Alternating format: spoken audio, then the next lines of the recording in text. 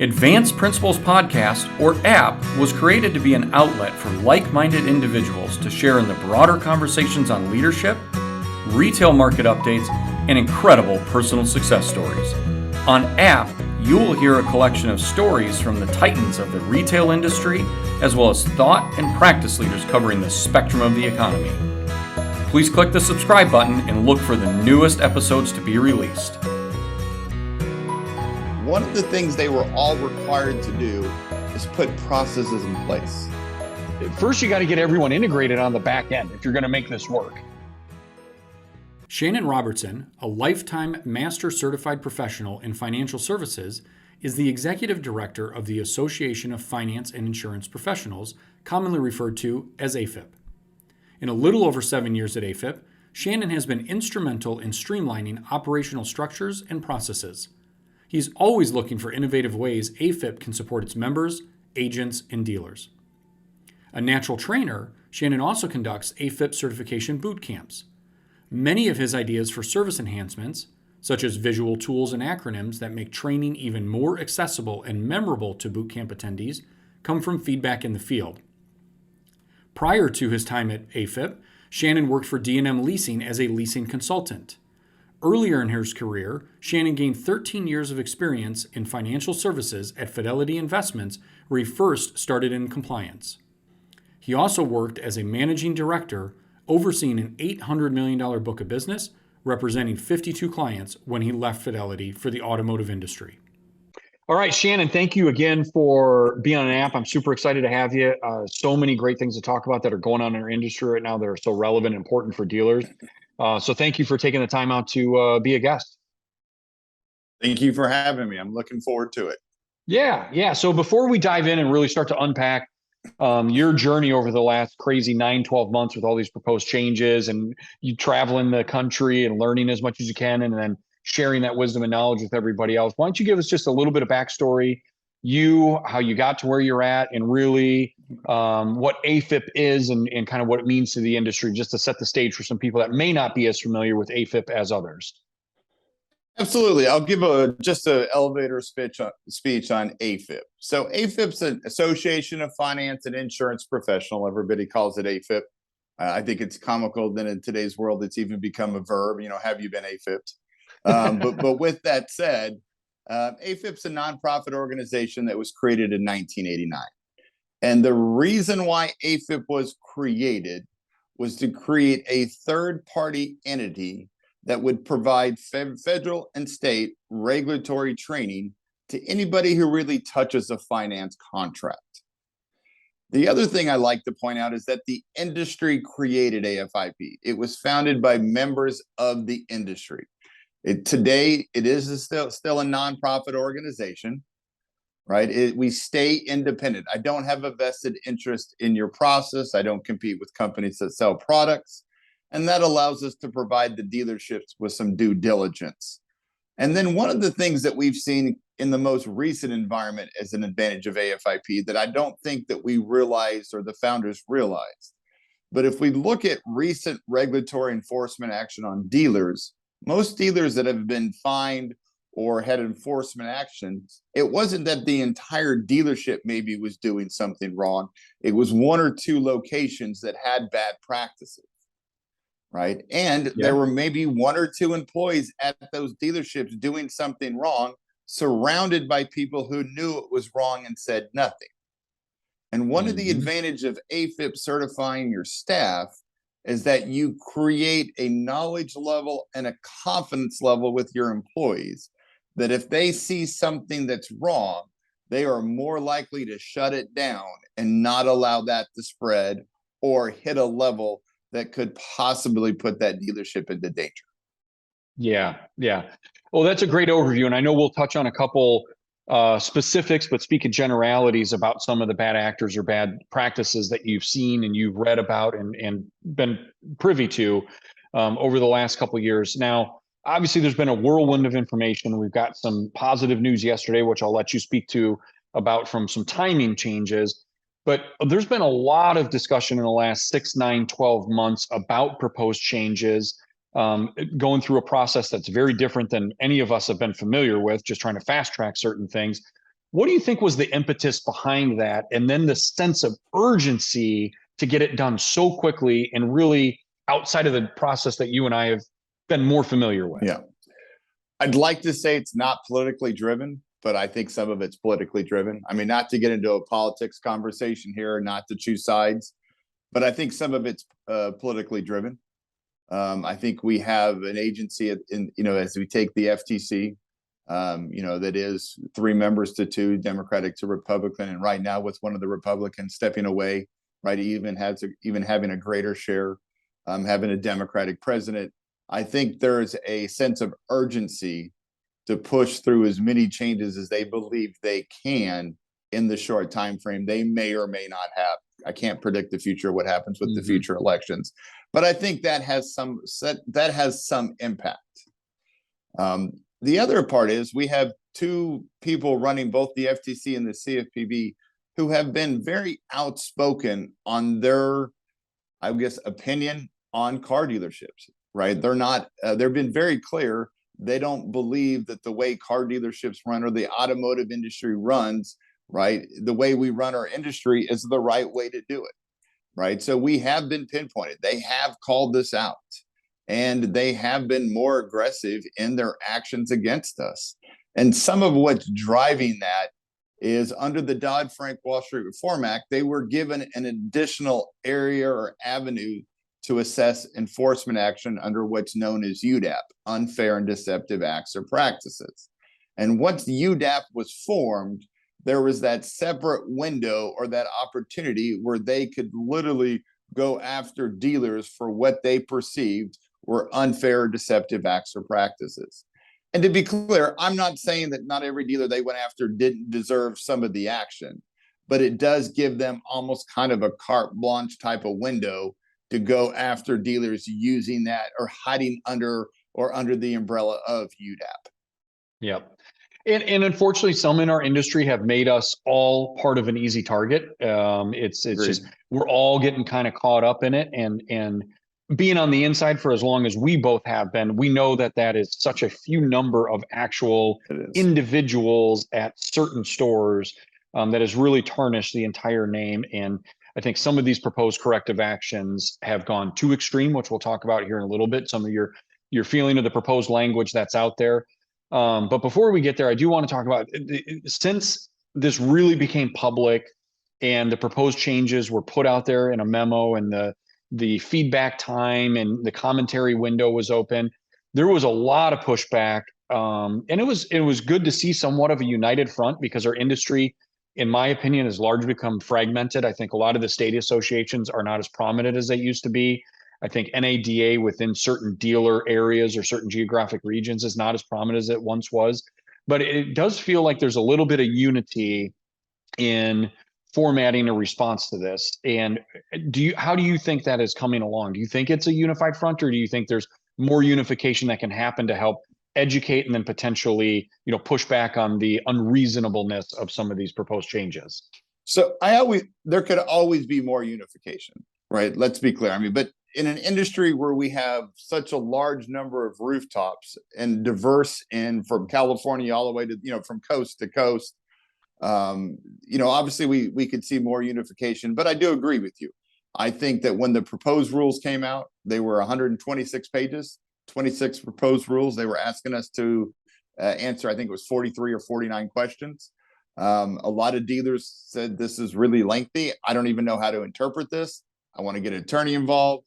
So, with the way that it was done, it pushed a lot of dealers to reach out to their state associations, their local associations, and to the national association for assistance on what are they actually trying to tell us, right? And how do we communicate to them our thoughts on this? Yep. I think NADA did a great job. Paul Mitri and everybody through the legal and regulatory affairs with NADA put out quite a few communications on it. There's a great video out. I know some of the state associations were very proactive in getting with their dealers and letting them know that they would put the comments on file on behalf of the dealers. So there was a unified front. We felt like the message needed to be consistent. And I think that's as we went, as we did a webinar for you guys, but as AFIP did, 25, 26, 27 webinars during that 60-day window, right? There was a lot of conversation of get with your associations. The communication to the government needs to be unified. I don't know if it was enough. I mean, we don't know. Hopefully there were enough comments there. I don't know if it's going to make an impact. We're still waiting. But it was nice to see kind of that joining of forces, almost, your Marvel superhero comic book movie, everybody joining forces, right, to be unified. It was nice to see from an industry standpoint. Yeah, especially with all the other uncertainty in our industry and kind of the lack of clear guidance from the manufacturers, from supply chain interruption, from some of the technology, the forced EV changes. I mean, there's so many things dealers are taking on and considering right now. This was just something that, and we'll talk about this, and this is kind of the next thing I want to ask you is there are really valid points in some of these proposed changes that I think you and I both agree that transparency is a really good thing on both fronts.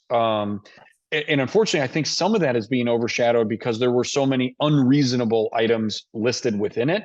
So talk about some of the things that you saw that are beneficial to both consumer and dealer. So I break the proposed rules out into two sections. Here's the rules that they propose that help define transparency to consumers.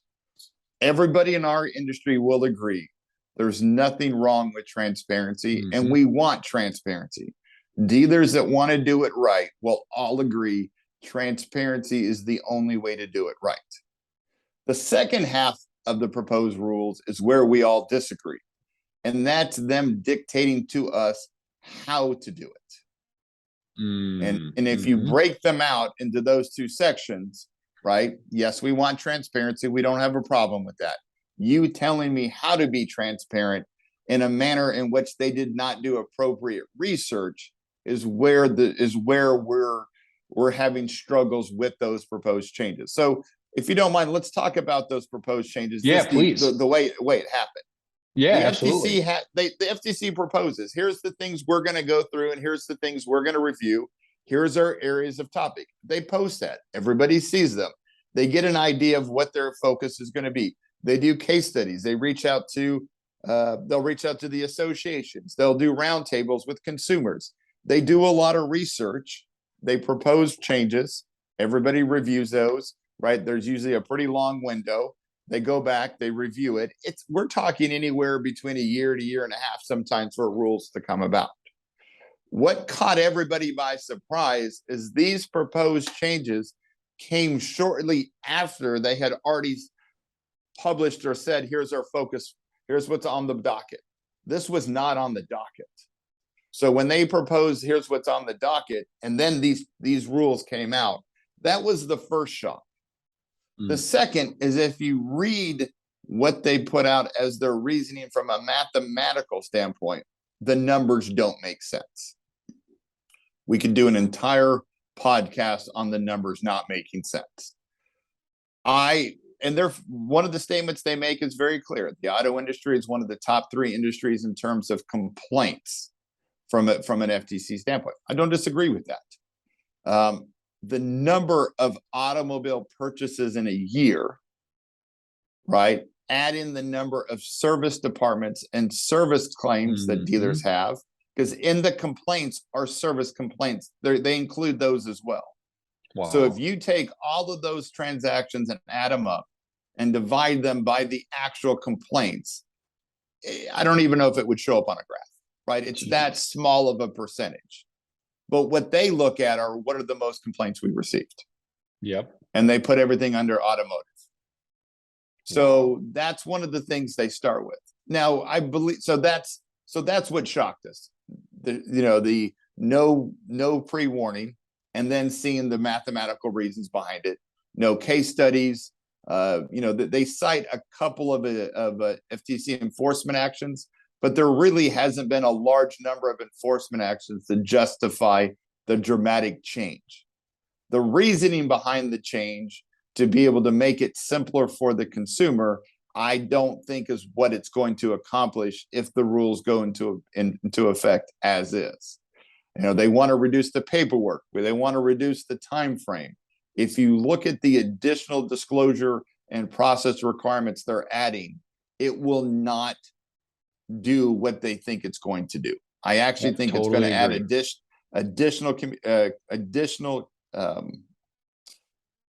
what's the word I'm looking for? It's going to be additionally confusing, and I think it's going to add length to the process. The other thing it's going to do is the cost for a dealership to be able compliant under the new rules today. Let me start over. If the new rules go into effect, the cost to be compliant, I think, will be significant for dealers. If they go into effect as is, Yeah, I totally agree. When I was reading that, I was one, our industry is so integrated, but it's integrated poorly from a DMS, a manufacturer, a product provider, a menu provider, a service provider. I mean, there's so many facets that these proposed changes touches. I was thinking, well, first you got to get everyone integrated on the back end if you're going to make this work. And the disclosures that are set at each stage of the negotiation or the purchasing process, you have to pull all of that information from so many different facets, because again, they lumped in product sales with accessory sales, and there's no discernment between the two. So if you price mud flaps, bed liners, all-weather floor mats, you're going through the same exact process. So now we're pulling, third-party accessory information with third-party product or protection product information, then with your DMS system. And it's like, just the process to get all of those to integrate. You and I both know what the integration on the back end of all these systems look like, and it's not easy. And the cost to take that on is responsible to each individual provider. But the sad thing for the dealer is that that cost is passed on to the dealer. So 100%. Then our cost of doing business is significantly higher. I couldn't agree with you more that the length of the transaction is only going to get longer throughout all this. And what is, I think the intent is to enhance customer satisfaction and protection, is going to provide just the opposite. We may be more transparent in some regard, but it's really going to just make this a more painful process than some people already perceive it. 100% agree. And let me expand on what you were saying. The cost to integrate just in the finance office is, we're not there yet. And how long have we been trying to get there? That's a great long time. The rules require documentation pretty much to start the minute the customer says, what's the price of the vehicle, which, for a lot of dealerships is BDC. Yep. So if we can't even integrate fully from a finance, how do we get that from BDC till the end? Yep. Right. I mean, these disclosure requirements start the minute somebody says, what's the price of the vehicle? Yeah. Great point. Yep. Right. So, and let's talk, if you don't mind, from the rules, let's talk about transparency. I do believe there needs to be steps. We need to integrate transparency from BDC to sales, right? I think in the post-COVID environment, we have seen an increase of complaints that we didn't normally receive in the past. Okay. Shortage of inventory, right? I go online. I'm online at my computer at my house. I'm talking with BDC. Is this car available? Yes, it's available. What's the cost? MSRP is $36,000. I'm like, great. I get in my car. I drive 2 hours to the store. I get to the store. Somebody already bought it before I got there because we have low inventory. Or I get there and find the dealer has a market value adjustments, required addendums, right? That's where we've seen a large increase in complaints. Or I get to the store and find out the dealer requires in-house financing. I have to have a trade-in, right? And I'm not saying you should or should not do those practices, but that's where a lot of those complaints that, those new complaints that we're receiving is in that miscommunication from, I've asked if there's a vehicle, and when I get to the actual store. So from a transparency standpoint, we need to be clear. Advertising, right? There was a manufacturer that ran a lease ad for a specific vehicle. I called dealers. I'm in Dallas and Fort Worth. I could not find a dealer within 2.5 hours that actually had that model on the lot. Wow. How many people saw that ad, drove to the dealership to only find out, because of shortage of inventory, nobody actually had that model of vehicle available? And that's from the manufacturer level doing the advertising. Correct. Wow. You're correct. So I think, and Now, I did reach out to a dealer in a different state, and they said, "Oh, we have lots of those." So, but the manufacturer didn't know that in Dallas Fort Worth we didn't have it, but maybe in California they did. Yep. So, but once again, that's another area of those new complaints that we've started to see. And if you look at some of the rule requirements under the advertising rules, there needs to be more transparency around advertising in vehicles that you actually have available. So Yeah. you can see where some of that's addressed. Transparency in that matter, I think, needs to happen. Yeah, couldn't agree more. And I think, like you said earlier, I think the industry agrees with that. The industry wants it, and needs to be provided a clear-cut path of what that really means, and take some of the subjectivity out of transparency and just say black and white. And I do think there is some language in this that does somewhat do that, but it's not Agreed. as clear as it needs to be, and it's certainly not as efficient or as clean as it needs to be, in my opinion. I 100% agree with you. Right. There's Yeah. a lot of terms that they throw out that they're going to have to actually provide some definitions on, right, if they're going to put these rules into effect. Yeah. I think the biggest feedback that we received, and the one that we communicated as well, was you have a lot of rules on the books that aren't enforced already. Maybe the focus should be enforcing current rules before we focus on new rules. Yep. Right. And I've heard a lot of the dealers, not a lot, but some of the dealers said, if they can't enforce the current rules, why do I even care about the new rules if they can't even enforce what's on the books? Not the right mindset, but they're not wrong in what they're saying. Yep. Absolutely. So, obviously, just the way you're speaking on here with this conversation, and really the road show that you've been on, probably the better part of the last 9 months, to be fair, is you really have become kind of a de facto spokesperson for the dealer body on these proposed changes and what it actually means to the store. Because like you said earlier, dealers were reading through it. They weren't exactly sure what it meant for them, their situation, their store, their staff. And I know you've had a lot of one-on-one conversations, a lot of dealer group conversations, a lot of association conversations. How do you feel being in the limelight on such a critical and pivotal topic at such a critical and pivotal time in our industry? We were talking before the call started about sports. I felt like, put me in, coach. That's kind of how I feel, right? I feel like that, we work hard. We believe in what we do. I'm very passionate about what I do. I run a nonprofit association for a reason. I believe in the purpose of AFIP, not just in terms of certifying, but what it does for the industry. And as that passion, I enjoy reading, I enjoy learning, talking to other professionals. So I felt like that if you put in the work, it's nice to get to an opportunity where you can actually showcase kind of what I've been preparing for. We knew at some point the government would get aggressive and compliance would take over, as the main topic of conversation. So I'm glad that I was ready, available, and I'm really enjoying this opportunity to talk about how we can better our industry and how, and how we can be advocates for our industry. Because I do believe there are a lot of dealers doing it right. Mm-hmm. A lot of dealers care about customer satisfaction. They want to be transparent. And those are the dealers that, as AFIP and personally, I want to represent from an industry standpoint and unify their voice, that there are people trying to do it right. Yep. Right. Yep. 2 or 3 government actions does not dictate who we are as an industry. Yep. Yeah. And certainly, we're at a very different time, but this feels somewhat similar, although I think, the connectivity and the flow of information is certainly at a different pace. But, coming into the Great Recession after the financial crisis was the last sweeping change in regulation that I certainly was an active part in, with the red flag rules, the original safeguards, the Gramm-Leach-Bliley. Where does this compare to that event, in your opinion, from pace of play, disruption of standardized business? Because I didn't really think that changed the transaction all that much, from a customer or a dealer level. It didn't.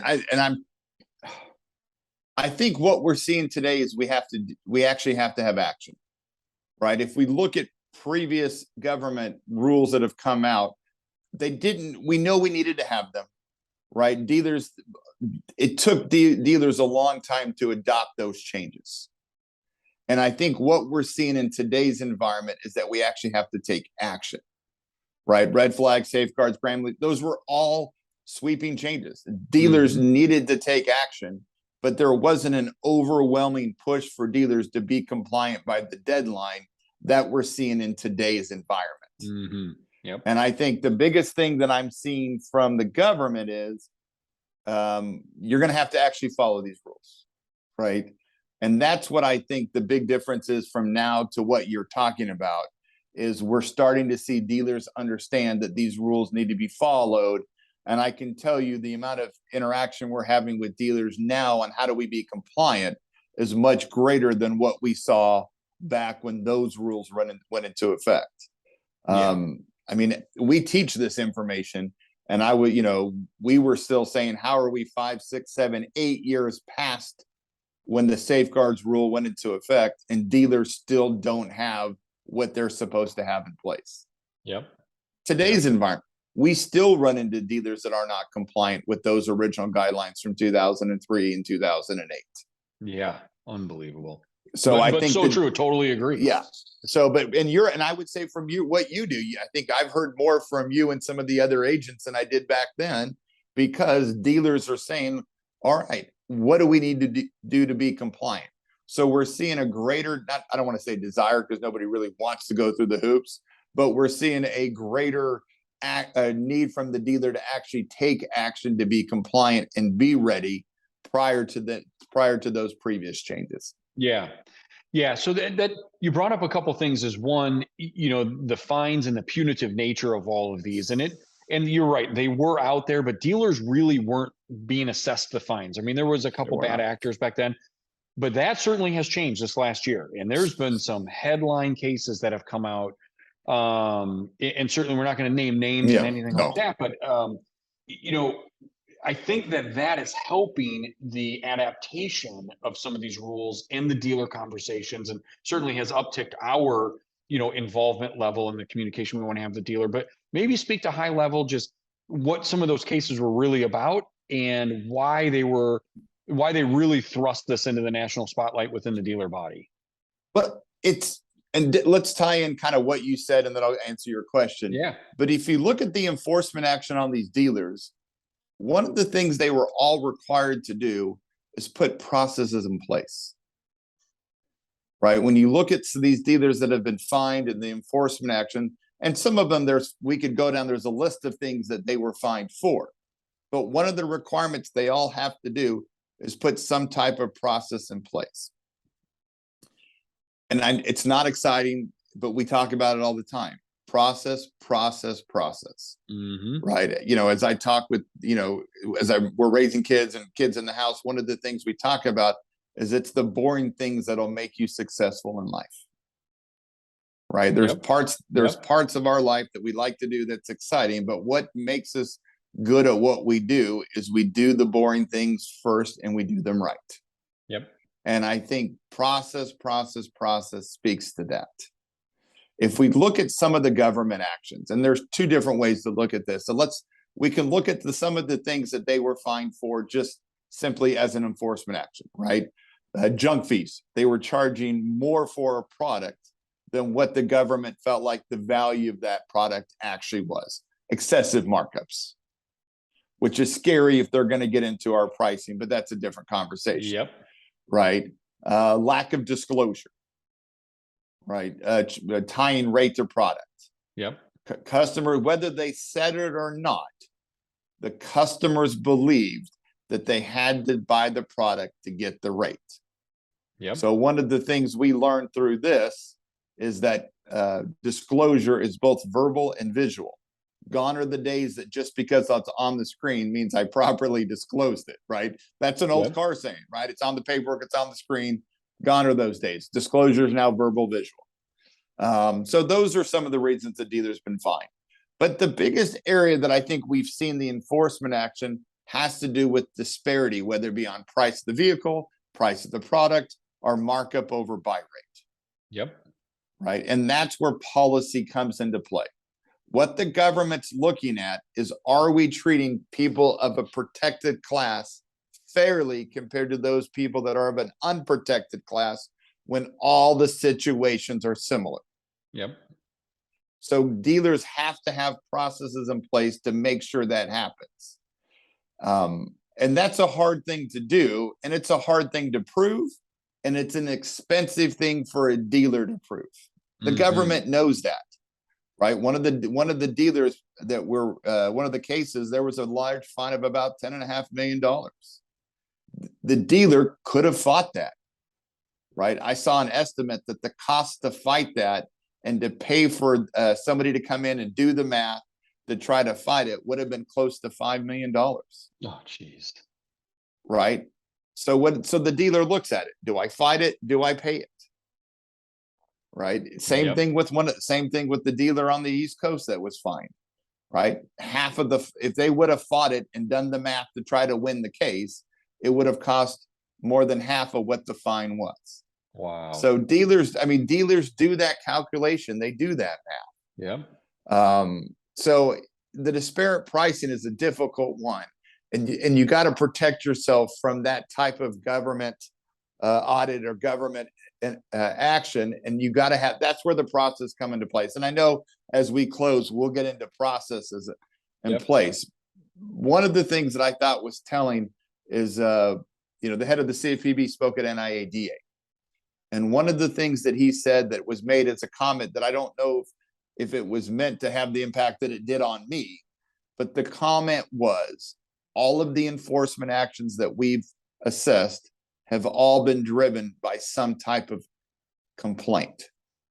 And I think that if we stop and it's a subtle comment. Yeah. But if we think about the impact of that, how many dealerships today have a complaint management system? Great question. Right? Yep. And if everything's driven from consumer complaint, our focus should be one of two things: process and managing complaints. Yep. And it's something we can, as we talk, we can deep dive in.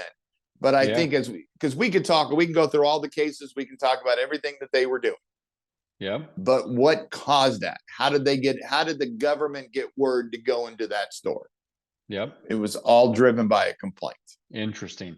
Yeah, that is a great point. And definitely, I think something that needs to be looked at, because it then largely becomes avoidable because it's a self-managed and truly serving a self-interest at that point. 100%. And really should be addressed. So hopefully, and I'm confident you will continue to lead the charge on that and educate the dealers as well as the agents and the product providers that, hey, let's get into the complaint resolution business versus the regulation fighting business. Correct. It's a much more equitable path for everybody to be involved in. Agreed. No, and like I said, I mean, we could spend a full podcast on just how to do it. Yep. But just to throw that in there, I have a lot of dealers that say I manage complaints. Each GM has it.